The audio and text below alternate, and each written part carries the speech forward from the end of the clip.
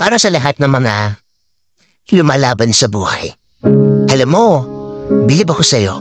Kasi kahit hirap na hirap ka na, ipinapakita mo pa rin kaya mo pa. Kasi ayaw mo silang mag-alala. Kasi may pangarap ka. Kasi gusto mong patunayang may ibubuga ka pa. Tuloy, doon mo nakikitang mas nakakapagod pala. Mas nakakapagod palang itago may mga araw na nanghihina ka. Mas nakakapagod palang ilihim na kailangan mo na ng makakasama.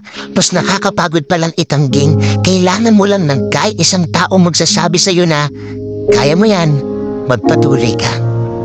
One realization that changed the way I deal with my battles. I don't fight alone. I fight in faith. I fight with my God. Why? Because in our weakness, He is our strength.